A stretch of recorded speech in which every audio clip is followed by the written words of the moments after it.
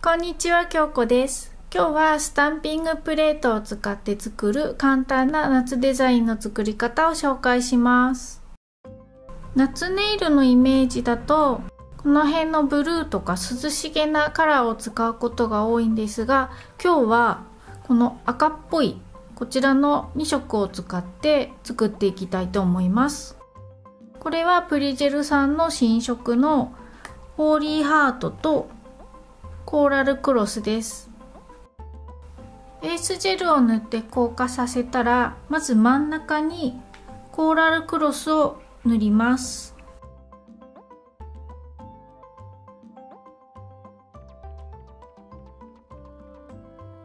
次に爪の両サイドにホーリーハートを塗っていきます。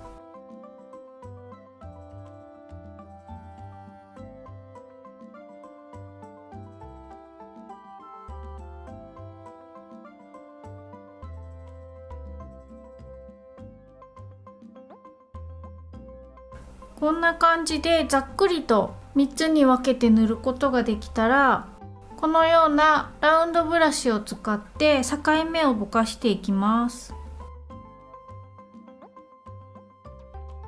軽く左右にジグザグに動かした後に何回か縦に筆を下ろします。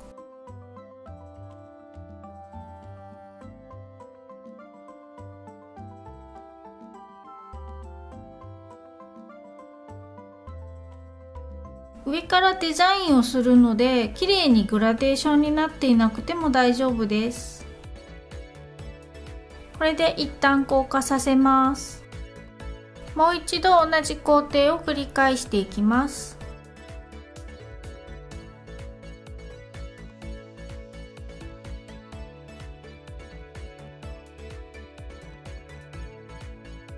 塗り終わったら硬化させます。この上にデザインを転写していきますが、未硬化ジェルがあるとスタンプを転写しにくいので、一度未硬化ジェルを拭き取ります。このまま拭き取ってしまうと色にムラが出てしまうので、一回クリアジェルを塗ります。塗り終わったら硬化します。硬化が終わったら未硬化ジェルをしっかり拭いておきます。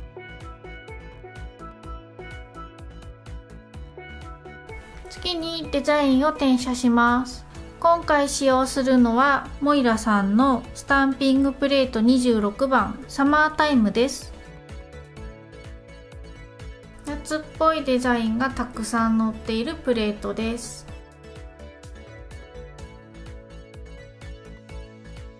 好きなデザインを使って構わないのですが、今回はこちらのデザインを使います。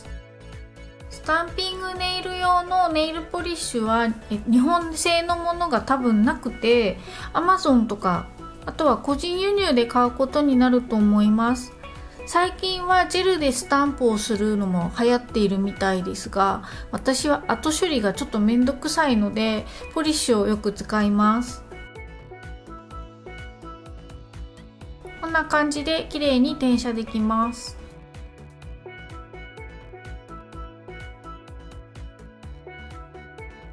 地爪に直接転写するときは爪の周りの皮膚にマスキングリキッドを塗るようにしてください。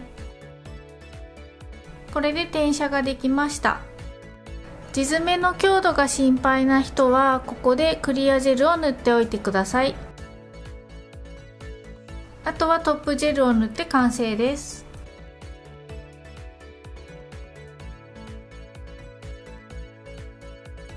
塗り終わったら硬化します。